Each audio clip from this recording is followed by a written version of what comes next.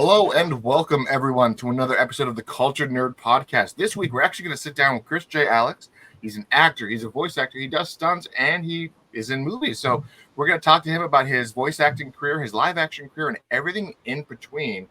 And we're going to just nerd out with him a little bit. So let's sit down, let's have some fun.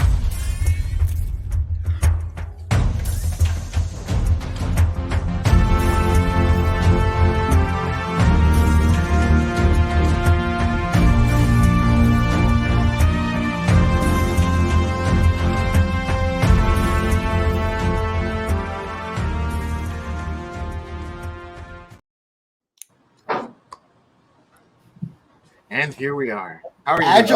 Adulations all around. Let's celebrate it. We got the show going. Good job, everybody. What's up, everybody? How y'all doing? Doing fabulous. There's so much to get into, and I don't even know if we start with.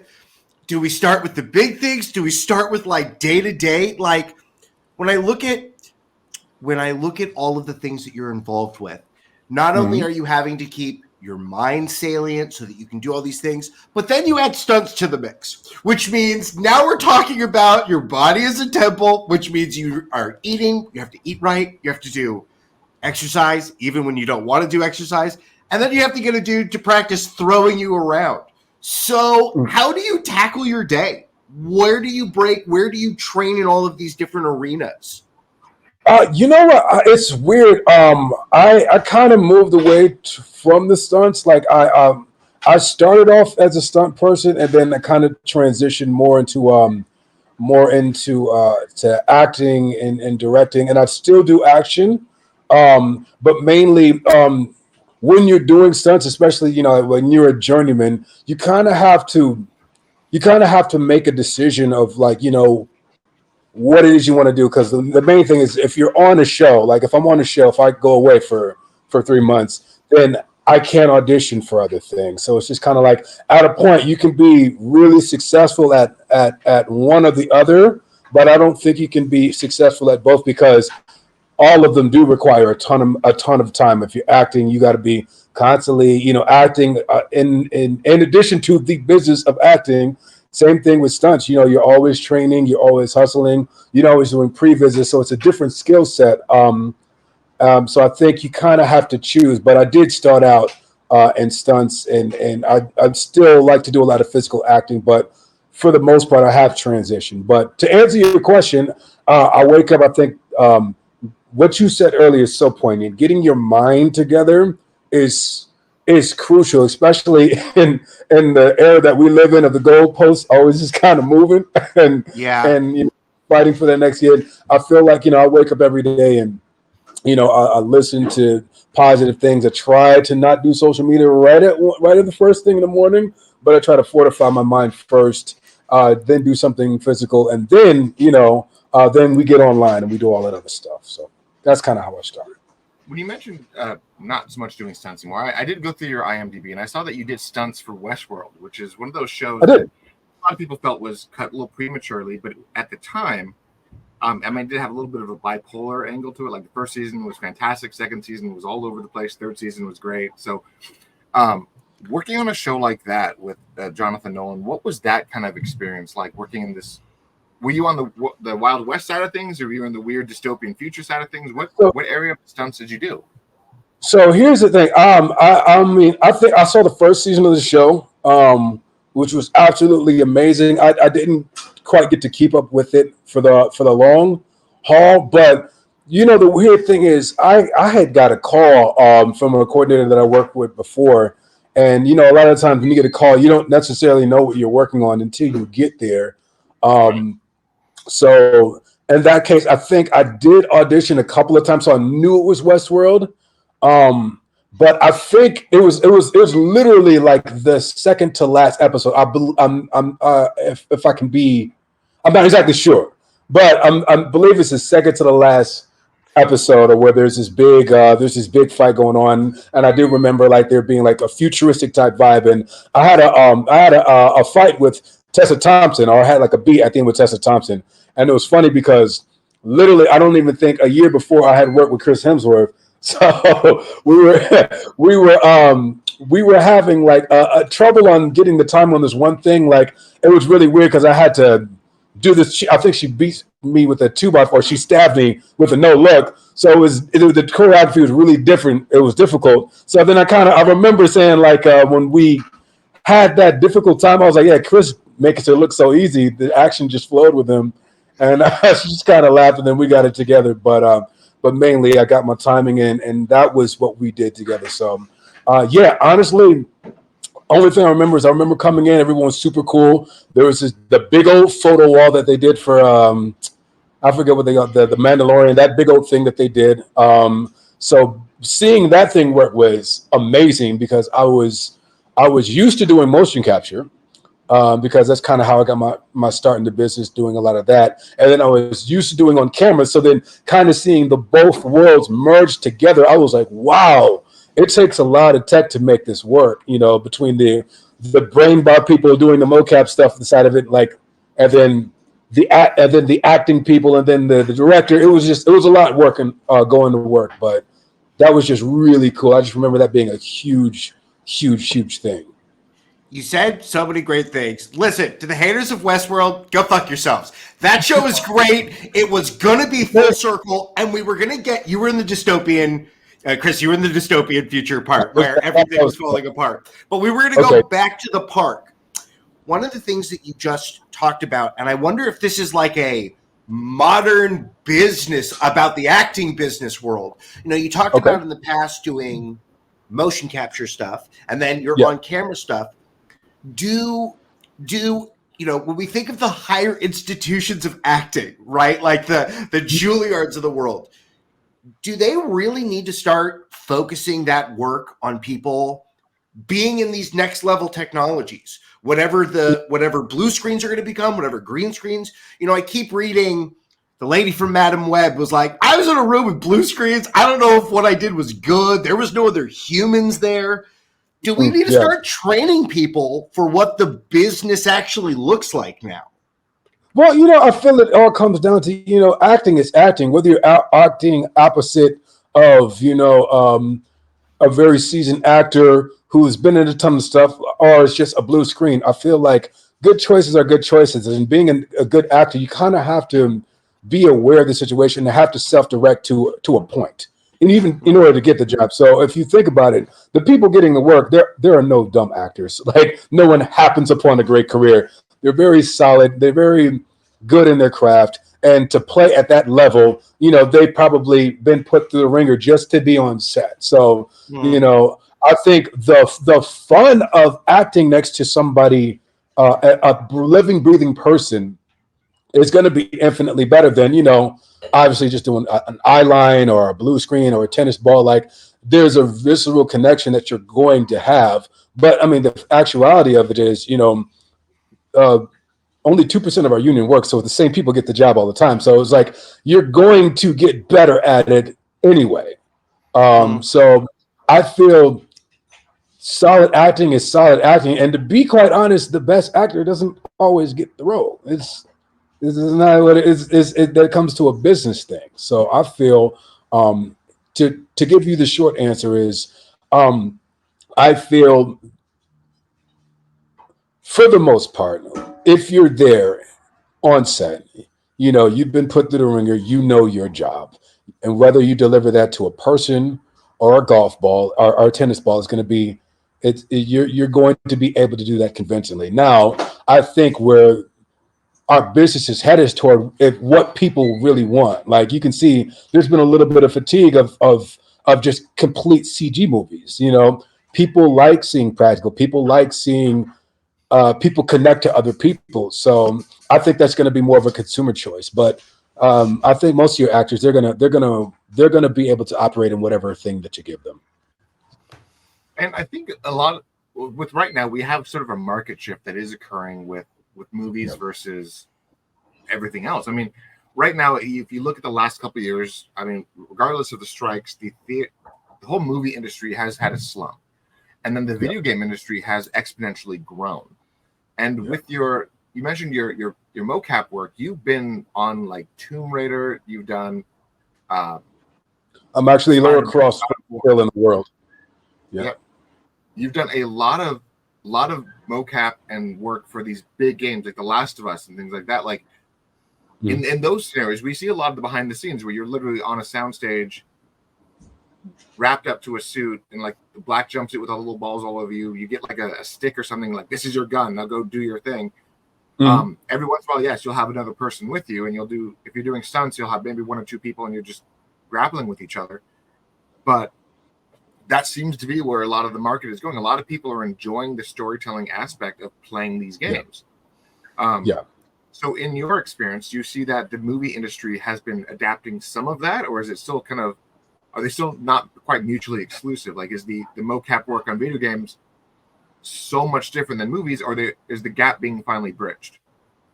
Well, I mean, it depends. I mean, if you look into the history of it, I mean, guys like Tim Miller, who started out at Blur, which was essentially a cinematic company for games, and now he's directing actual films. I think the lines are blurring. The difference between, in my opinion, between the video games and the movies is, normally when you get a group of people who produce video games, like, and the writers, like, they control the world.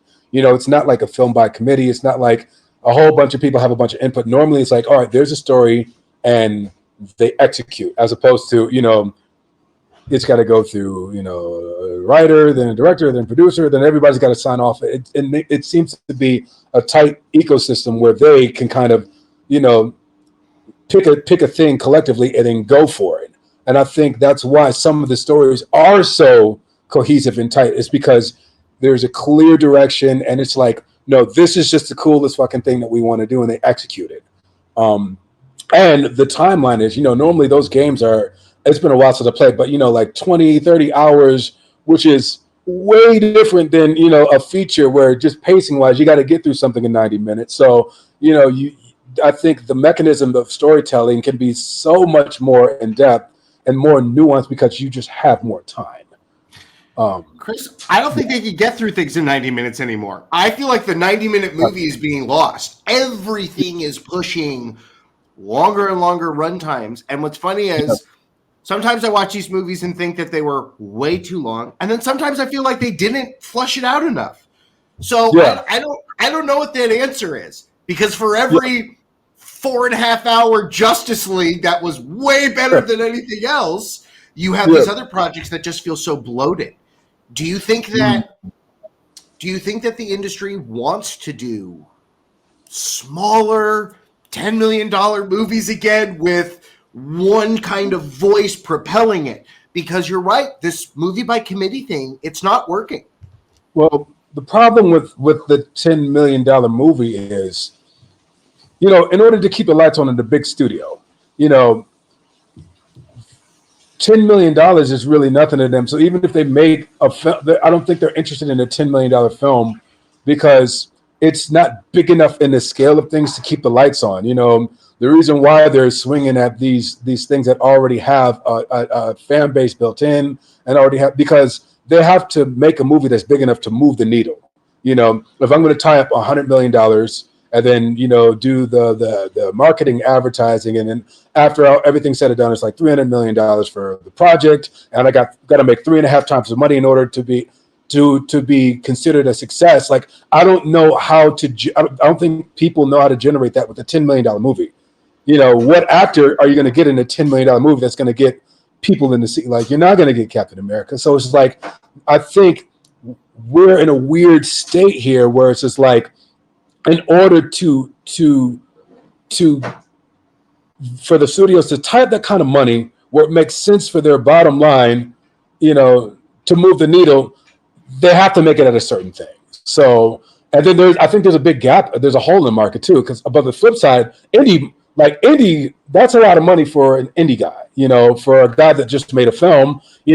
I don't know where I could make that type of money back on streaming or anything, being an indie guy, or who's going to buy that film internationally for $10 million, especially. So that's a lot of money, I think, on the indie side. So I think the model is broken a little bit. And that's just a guy that made a film out of his a film out of his backyard. I literally went all the way around the world, to try and sell this thing, and we've had some success. But I'm just like, okay,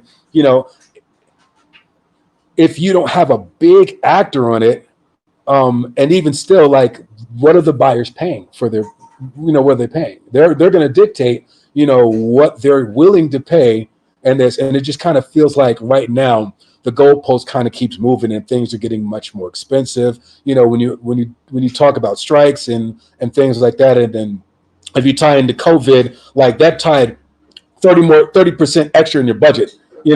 Just 2 years ago, it was 30% extra to just make your film, trying to go through all the things during COVID. So it's like right now we're feeling the repercussions of of what's profitable for everyone at what price point. So to answer your question, I don't know if the studio can make a $10 million film and command the amount of money, unless you do like a horror type thing where it's like no one's where they spend all the money in advertising, and then the actors are just whatever. Are there either a bunch of unknown, unbroken people? But I don't know how to do that. Unbroken by the industry? Who are they not broken by? They break out, like they're not big stars that haven't broken out yet. That's kind of one like class type film. Like like Blumhouse's model is. Blumhouse is the name brand. The actors can be relatively unknown or haven't broken through, but I think the model is they spend their money in printing and advertising, which I think is brilliant. So the margins are better. They're not spending $20 million on an actor. They're putting that in the P&A, and I think that's the smart move, in my opinion. Well, it's interesting because this past year we had this weird anomaly in the movie industry where one of the best and highly reviewed movies of the entire year cost $15 million to make, but the big seller was a Godzilla movie. Yeah. So, but even that's kind of a misnomer, because it is a Godzilla movie in that Godzilla's in it, but like Godzilla's not really in it. I mean, and that's a weird thing to say to people because for a long time it's always been some generic story of humans doing something. Godzilla shows up. Where this movie was like, no, the story is actually important. I was actually telling them that they were asking me like, so what's the new, like, how do I sell Godzilla -1 to my wife? And I was like, all right, what you need to understand is that this is a post-World War II movie from the Japanese perspective, showing people not only trying to deal with survivor's guilt, but also deal with the fact that their government has zero value on human life. And now they're trying to survive and make sure that their legacy is that human life is special, and also Godzilla's fucking shit up. Yeah. and he's like, wow, this movie's pretty nuts. Yeah, I would say Godzilla -1 was a really solid film. To your 15 million price point, I think, and I think, well, my roommate could attest to this more. I think in Japanese culture, I think when you work on something like Godzilla, like you're there forever, how long it takes. So like, it costs $15 million, but the sweat equity that went into that is probably much more. And I don't know what unions exist. I mean, AJ, you're right here. Like, I don't know what unions exist, but if you're working as a Japanese person on one of these staple exports, like, there's no overtime. There is no. You're there until the job is done. Yeah. AJ, what do you know about foreign markets? Oh, AJ knows everything. You got the guy. Come on over, AJ. Crashing this party. You've got this man. He spent 12 years in Japan. He lived in Japan. He started as. I'll let him start. Yeah. I was there for about 12 years, and then I got some sage advice from Chris J here. He was like, "Hey, the game design thing not working out. You're broke." I'm like, "This bridge that I live under isn't so bad." He's like, "No. Get from under the bridge. You should act." And so then I did that, and living out there and being. You were like Ryu from Street Fighter. You were like living under a bridge. You were like a master. You were like, I gotta get back to America. And then your friend Ken Masters over here, Chris Alex, was like, "Yeah, I got a place for you. We're gonna win some money so you don't smell bad." It's it was like that. But so I was over there trying to game design, turned into acting.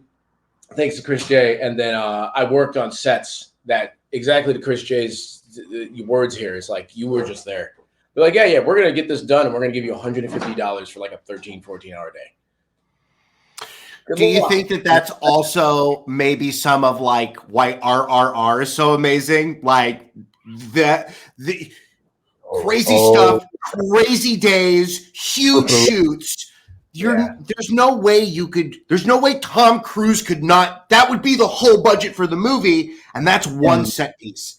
That's the first set piece. And then they hang that dude, and there's a lot of people there. And then they have a fight scene and they blow up their set. Can you just not do those movies here in the West? Here's the thing. Like, I've never worked in India. I've never worked in Japan, but I just imagine, there's a lot less red tape. But, like I said, not having actually done it, I won't speak to it, but I would just imagine that, there's a reason why, you can go so hard in those certain films in those certain places because, I think your dollar goes a lot further in those places. How much were the dudes at Ong Bak paid for Tony Jaa to bust their heads open? Because you were Latif about that. Yeah.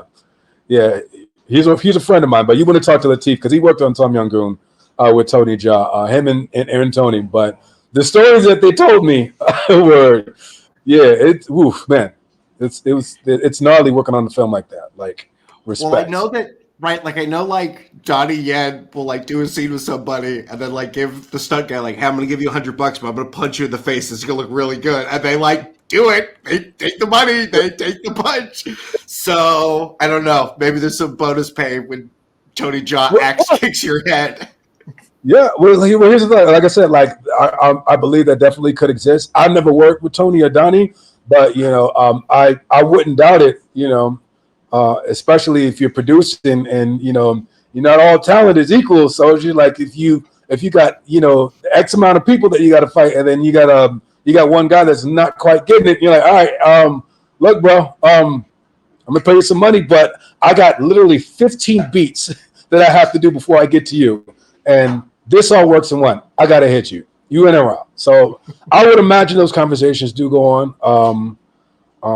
But yeah, I personally never worked with either one of them. But yeah, I mean, I would imagine so. Yeah, I would definitely pay a dude to take a hit in my film if it was to get the shot. Yeah, 100%. Like, yeah, as long as it's safe and everyone agrees to it. Like, yeah, you go for it. Even the guy going to the table. Like, I don't know if you've ever went through a breakaway, but the guy going through the table and my stuff. We hyped ourselves up and we did it. But it's just like, yeah, stuff feels real. Like the ground is hard, and it's a numbers game. You got a certain amount of takes that you do before it's like, okay, getting hurt is inevitability. So it's a numbers game. So it's like you take your precautions and you do the shots that you need. And I'm the person. I'm like, we're not gonna do any more takes than we need. If we get it in one, we move on. But there's definitely been sets where you do stuff until you can't.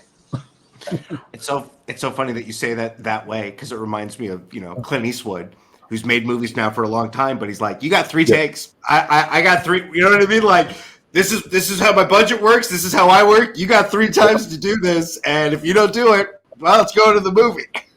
Yeah, Clint is. I mean, gosh, my hats go off to him, man. But to just still be making movies and anything that he comes out with, still like.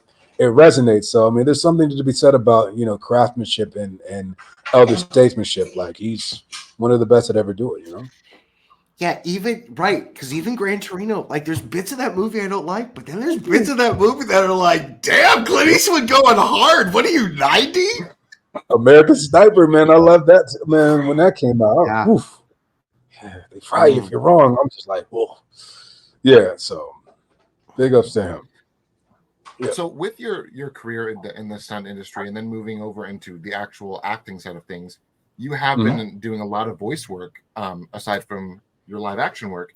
A lot of fans today know you as Mace from the Call of Duty games. Some of us anime fans know you from One Punch Man. I know you did the voice of Panthro from the Thundercats Roar show, which was kind of like some people didn't care for it just because Not of the silly everybody art loved style, it. but I some had of the art a style blast. was pretty great. I had a blast. Not everybody. It wasn't for everybody, but I loved it.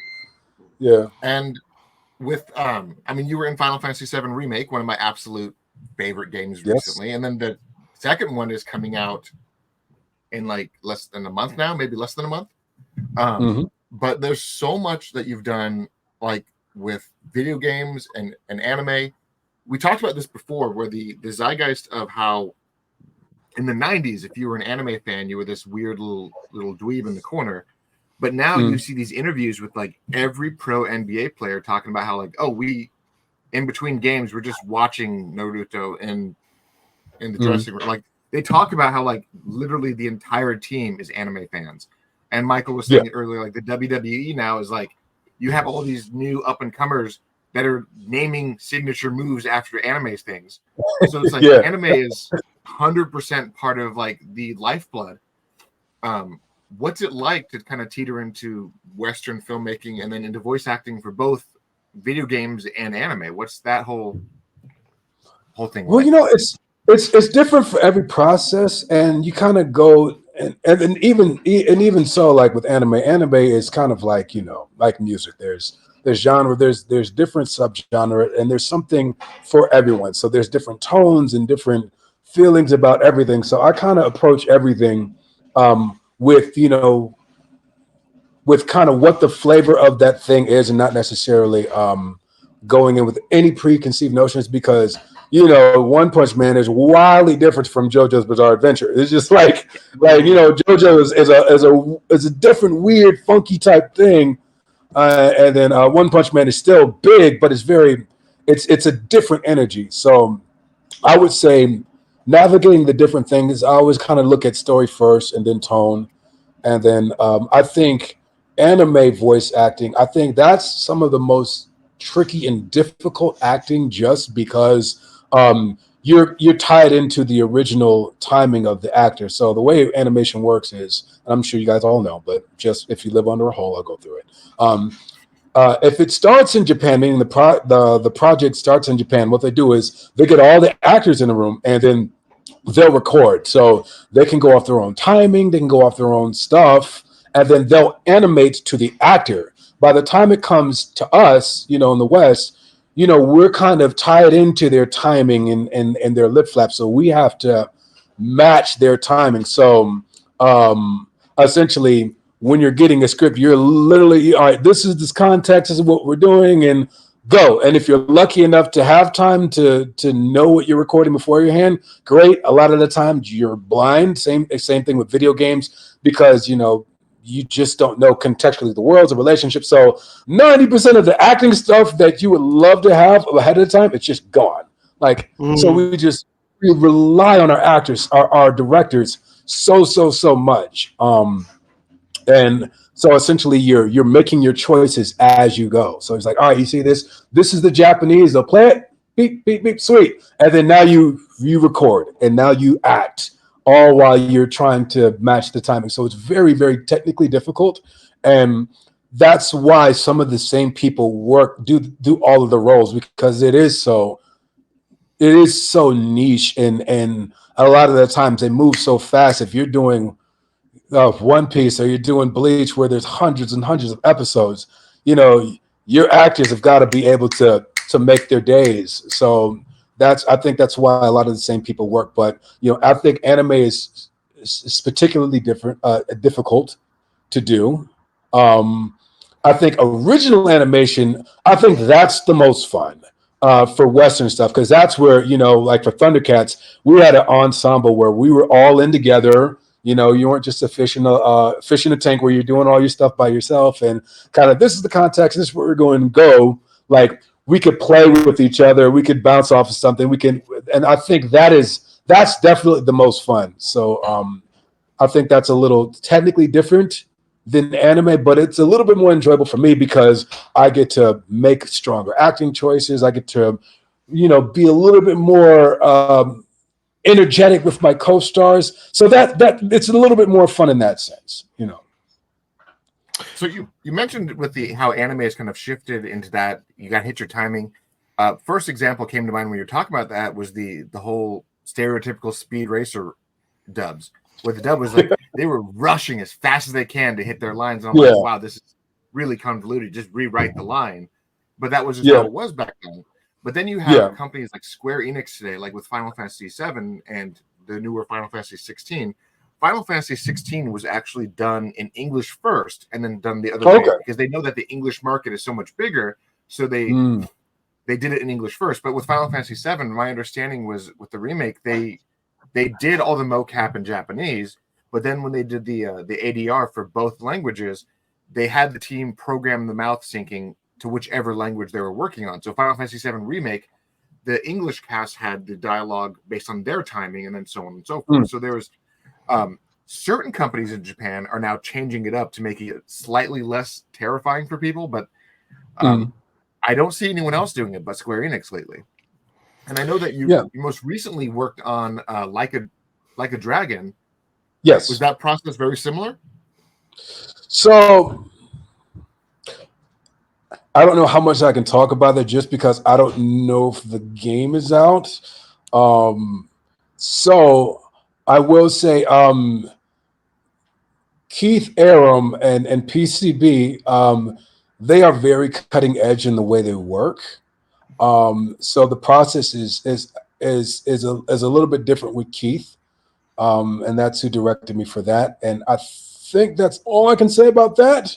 Well, it came out about 6 weeks ago. It came out today. Okay. It made it's a 10 out of 10 on Steam. IGN is like the biggest blight of the industry apparently now. They're giving everything 7s. They gave it a 7. But it's IGN. But everyone who likes the franchise. Apparently, one of the biggest things I'm seeing on the internet lately is the whole Animal Crossing side of things, where they're like, "There's an entire Animal Crossing game in this game." So, people are still discovering the fun weirdness of this franchise, and honestly, this franchise has been going on so long that I think people even forget that this used to be a Yakuza game. So, and I'll be honest, man, I've never played the game, and my part was very isolated, you know what I'm saying? So I didn't have the biggest part in there. So there's a lot of it that I still haven't seen, and I'm trying to get just trying to YouTube stuff and educate myself and just see it because I mean honestly a lot of those games are so big. There's stuff that I haven't even heard my voice in yet, just because some games are so massive and so big. You only play video games. You only put 75 hours. You got to your guard. You're like, great, cool. I don't need to see the end. I play 2 games every year. I play Killer Instinct and I play Street Fighter. That's it, because I can jump in and jump out. Those are the 2 games that I actually play. I want to play Call of Duty. I've never played. I've actually played once. And then my ex at the time, she was like my segue into the game, and she absolutely obliterated me. And I've been gun shy ever since. I never picked up a controller. It was bad. I was just like, okay, well, you ain't even gonna let me. You got to get back on the horse. Don't let her hold you down. Your dreams are out there. You can play it if you want to play it. You can help me because I'm gun shy. It was traumatizing. But I do play games, but it's mainly retro stuff, and it's mainly just cause I mean this last year the only movie I watched was Get the Girl because I was putting it together. I cut that film my roommate knows that film verbatim because we was always working on something. But it just takes so much time to invest. So I was just like, I really gotta pick my spots. But Street Fighter because you can jump in 15 minutes, boom, boom, boom, beat some guys up, talk some smack, and then leave.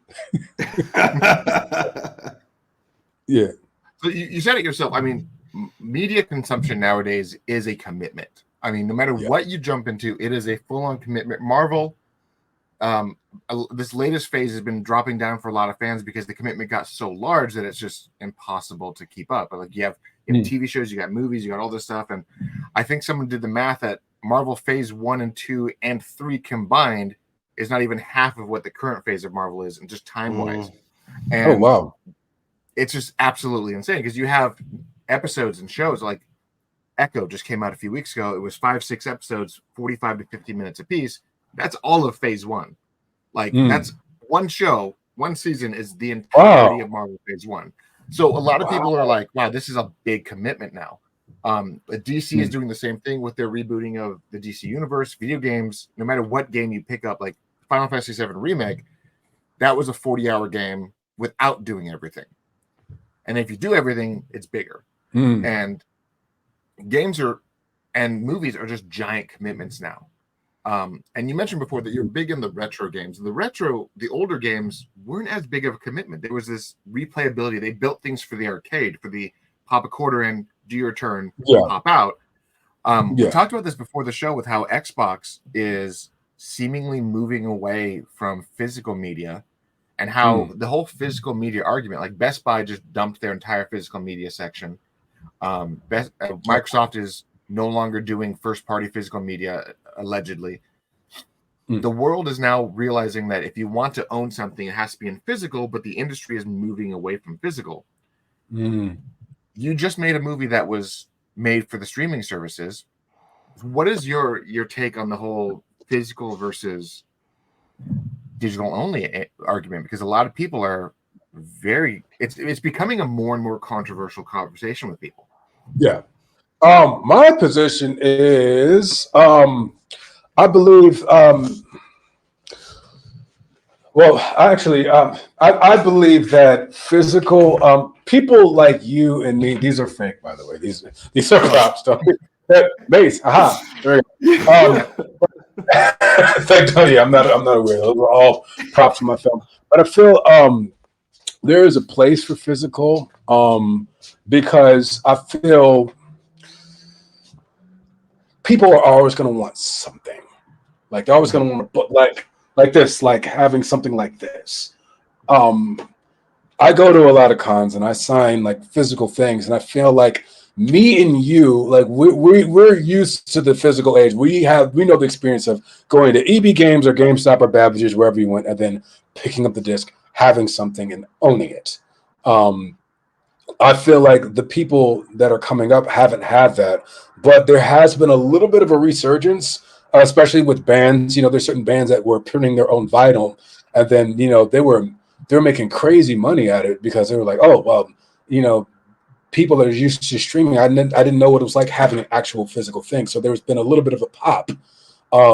So I feel we're in a weird place where I feel like once you kind of get out of the matrix and know, like, dude, having this is awesome. I like having this, and then opening it and feeling like that's awesome. But the same thing is like, the technology has to be adopted. If the manufacturers decide, no more Blu-ray, no more DVDs, we're not making anything, then obviously physical goes away. But I do think there's a place for it, and I do think once the consumer has had it, there definitely there are some people that want it, especially when you get to the conversation of like, do you actually own your media? Like, say for instance, I mean, this is a morbid thought, but say I've spent hundreds of thousands of dollars in my, or well, not hundreds of thousands. If I spent like, thousands of dollars on my digital stuff, like if I bought like video games or something like that, and then if I pass away or something like that, and I want to give it to somebody,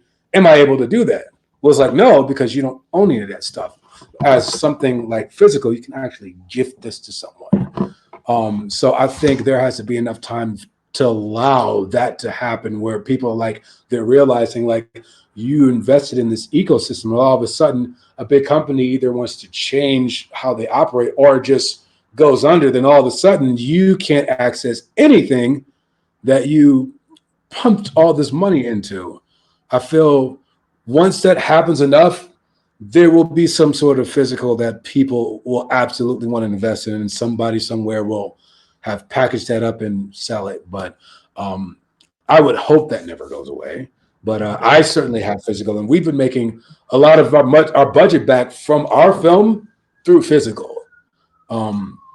So yeah, I don't think that's ever going to go anywhere. And I think that sentiment is going to get stronger once people realize, like, all right, how do I keep my stuff? Or you update something, or you just change phones, and all of a sudden you can't log into your iTunes, and everything that you ever downloaded that you own is like impossible to get. Like, that's only going to happen so many times before people are like, you know what, I want to start backing up my own stuff, and I don't know. Well, I think it's kind of already started happening. And, brought up records. Record sales have never been higher. They finally have outdone the other ones, and I feel like it is because it is a physical, right? Is a way for me to physically show and support this person. Where now it's like, if I go stream your movie, that's great, but that's not necessarily keeping you, the artist Chris, afloat. You know what I mean? There are other ways that can help fund you to make more stuff. Yeah. Like definitely, I think the physical DVD has been, probably the greatest way to support my film. And then there is the changing of the goalposts of the platforms. One of the biggest streamers right now, for the film has been Tubi, which is fantastic. But they just changed they're changing their terms of service, where it's like, okay, what we're doing is we're moving away from a revenue share model.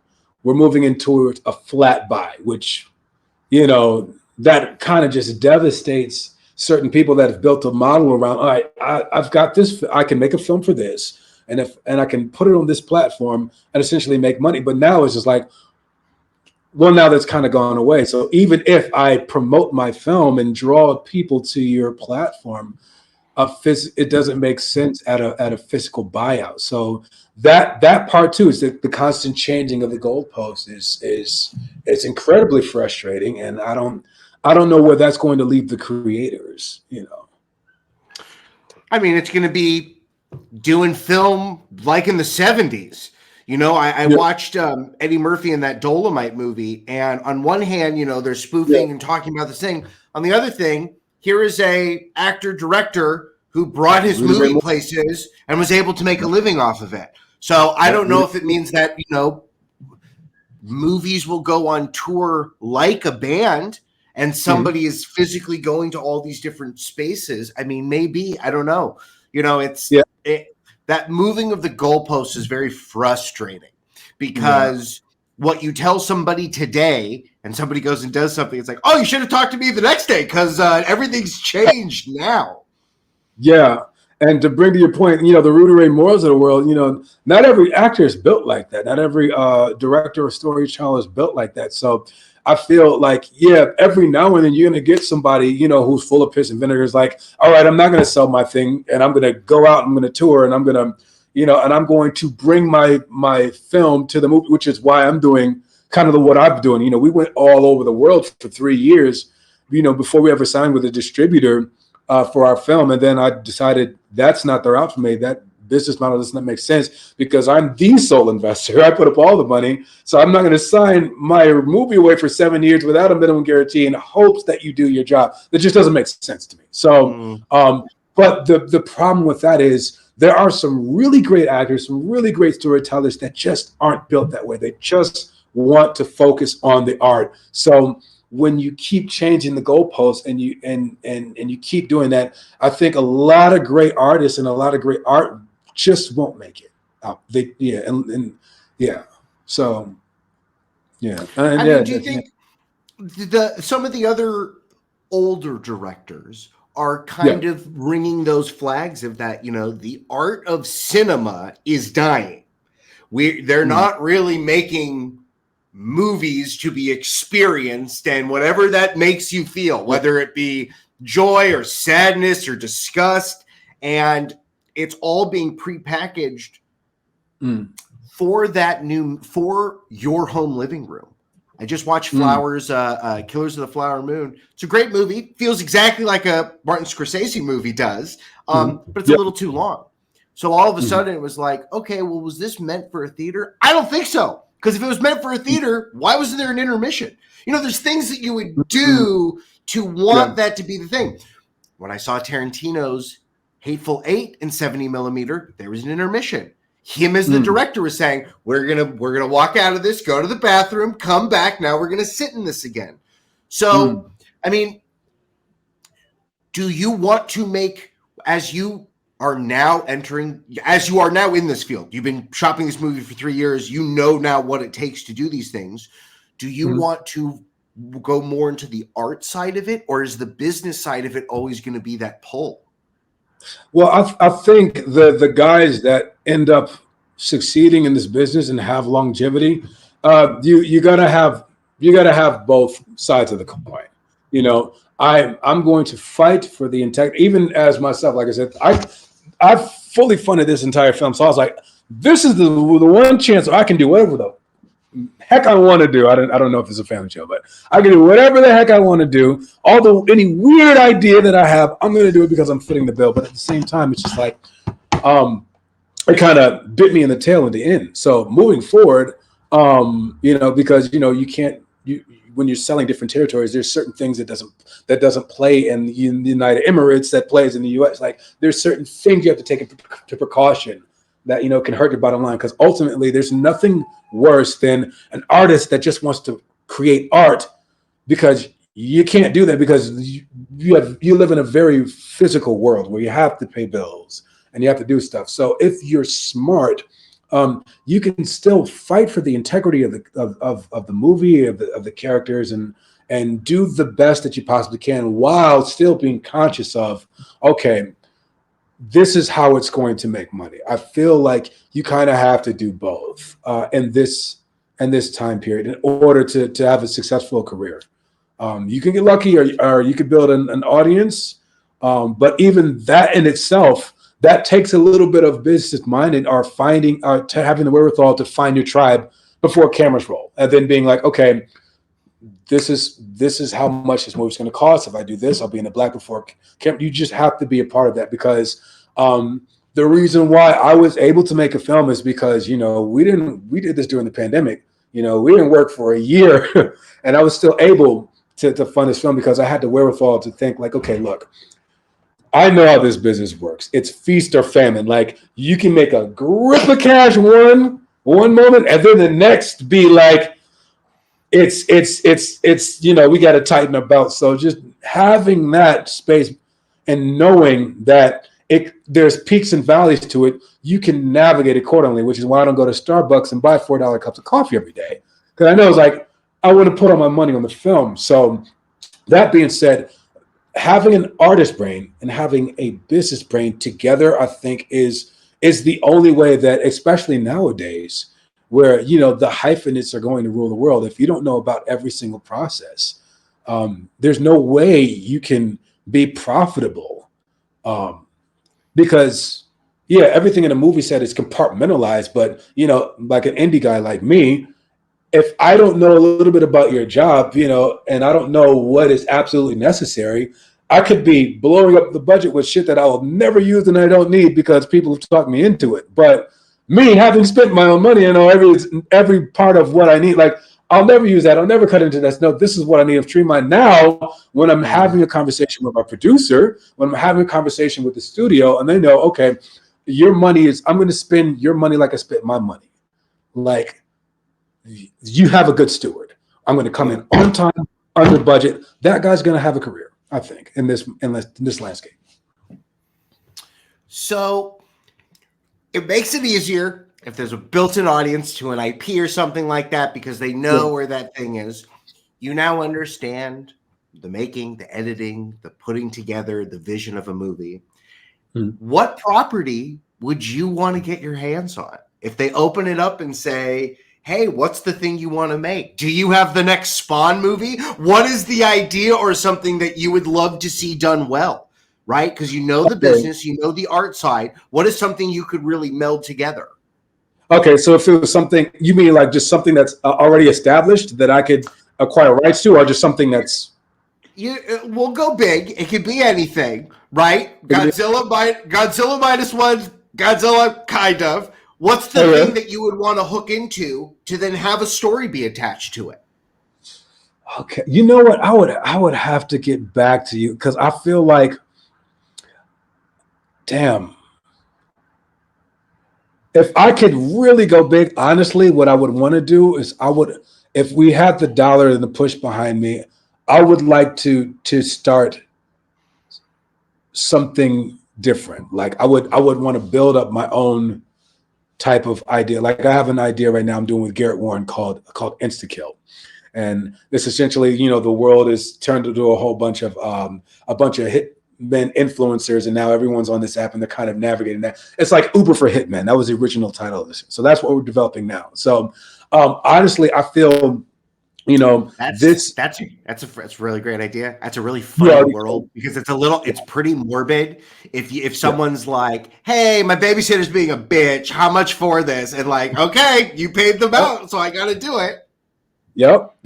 So you already know, like that. I mean, that's elevator button pushes, like Uber for Hitman. You know what that movie is. So essentially, I would love to just do something fresh, because I feel like, and honestly, this generation is probably, I won't say the laziest group of storytellers, but it's the group of storytellers that has had the least amount of voice, because everything has already been remade. I haven't seen anything original that has been made, because the model has been, let's do stuff that's already have a pre-existing culture, our pre-existing fandom.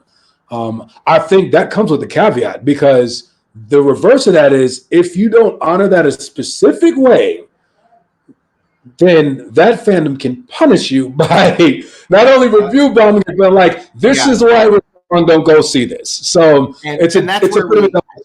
but that's where we are now. None of these things are true to the source material. It's like, no, we really wanted to pay homage, but like then we completely changed all of your characters, changed everything about them. So I mean, we're in a weird spot. It's funny that comic book movies were based on comic books, and we still call them that. They have not been based on comic books for a very long time. Inspired by comic books. They are inspired by, almost coloring books, because I don't even think they're reading what the writers are writing, right? They're looking at pictures, and they're not even looking at Jack Kirby pictures. I mean, that's the other thing as well, is I would love to know who are the influences for some of these things, because it's not the influences that I see. These things speak to me and speak to you, but I don't know necessarily where these are coming from. Yeah. Actually, you know what? I got one. Now that I think about it, I know if I were going to redo something, it would be. This is just what he says. Which one? Hope again, Fist of the North Star. I would love to do something like that. I think nobody's done a good Fist of the. Yeah, no one's done a good Fist of the North Star. Yeah, like whoever did the last Mad Max, like kind of that vibe, like with Hokuto no Ken would be. Yeah, that would be the one for me. Yeah. How do you? That Mad Max world with the dude exploding heads would be insane. You know what I mean? Yeah, it would be. It'd be ill. Yeah. So we've talked about a bunch of this, and these worlds are kind of separate. I wanted to, before we lose you, I wanted to ask. You were able to do really great work with DC animation, and really be a part of some big stories. Yeah. Now, with James Gunn taking over, he's talking about a one-to-one, that the people doing the voice actors are also then going to be people that are on screen. So does that change your approach to something? Do you think that will change that side of it, or will it change DC animation? Because Warner Brothers Animation has been so great for so long and have been able to do so many fun, weird, different stories. Batman this way, right? Superman this way. Do you think that will change at all?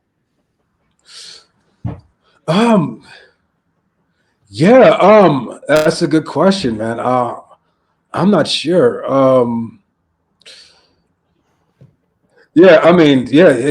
don't know. Honestly, how I got involved with a lot of that stuff was, it was complete dumb luck. You audition and you get the job. So as far as especially when you talk about like the Deathstroke stuff, I originally, and then I think this is a lot of voice actors have been trained to do that.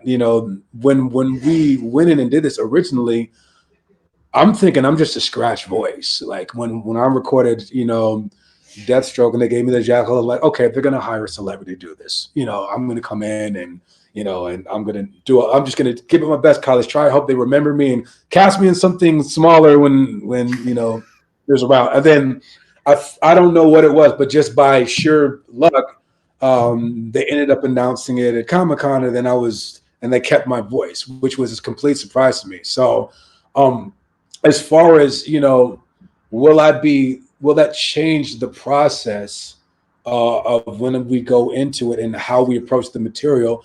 I don't really think so, and here's why: because how we approach the process, or at least how I approach it, is with everything. I'm going to I'm going to fight for the integrity of this character, and I'm going to come with choices, and I'm going to absolutely try to destroy and kick tail in there, because all we may have is that in one moment. We're always kind of there's a great line in Entourage where it's like, he's always dancing for a supper, and that's kind of what you're doing as a journeyman when you're an actor and you're not a big star. It's like, I'm going to go in there and fucking be undeniable, and when I leave there, they're gonna ask me by name. So I don't think that's going to change in any medium. I'm always going to give it 110%. And if someone outside of that process sees value in that and they want to start bringing that into other things, I welcome that wholeheartedly. That'd be great. But all you can really do is just really do the best you can, and really just fight for the integrity of the character. Side note, which is why I love John Bernthal. Oh my god, like there's something he said about Punisher. I'm like, oh man, and he's just one of those guys. Like, I mean, I've never met him, but you can just see the material that he does and the choices that he makes. Like, he knows his characters intimately, and he's always. I'll watch that guy make a ham sandwich. He's amazing in everything. He was so good, he made Disney make him canon. I mean, he's just been canonized into the MCU. They were like, we can't find anybody better, brah. It's you. Yeah. So that being said, I mean, it definitely brings some hope that there's, that they are kind of looking to the people that are doing the work to elevate them. That's great. And if that happens, cool. But I'm always going to just kill. I mean that for the work, not yeah. I get it. I saw those guns on your wall. You're going full Call of Duty on us.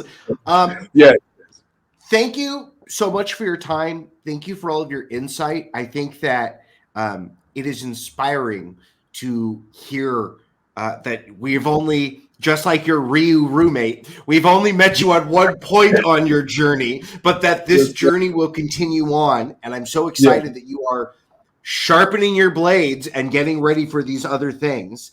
Yes. How can our audience find you? Where would you like us to direct them to so that they can continue to support you in your projects?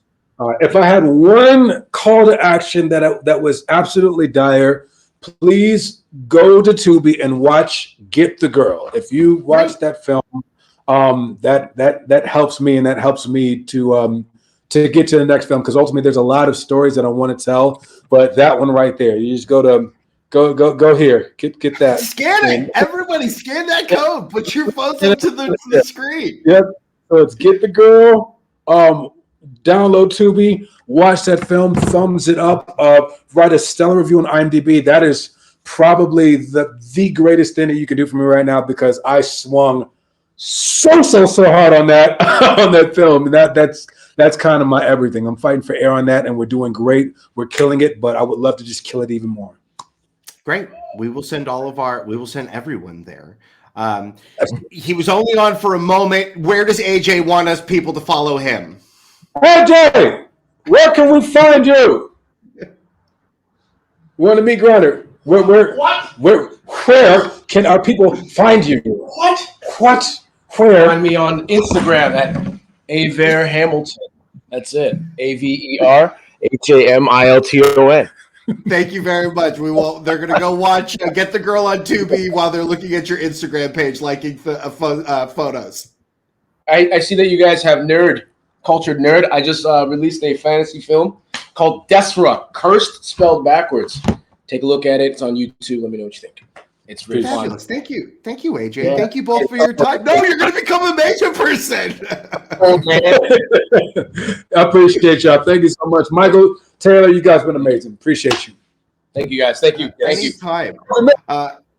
Thank you for spending your morning with us. Also, thank you to all of our wonderful patrons. Thank you for keeping the lights on here. If you'd like to keep the Cultured Nerd afloat, hit on over at the patreon.com/theculturednerd. Here's all the wonderful people that keep the lights on here. Thank you so much for all of your support. Your host has been Taylor Murphy. I've been your co-host, Michael Santel. Our logo is by Jose Navarro, and our intro is by Taylor Murphy and Jay Stu. If you have those camera phones, because you already scanned that Tubi, go scan this one too. Like, comment, subscribe. It's a silly thing to say, but it really keeps eyes upon these things. Thank you so much. Please do that again for Get the Girl over on Tubi. Let's get views over there. Look at that beautiful man. Thank you so much for spending your mornings with us, and we'll see all you kids and cats next time.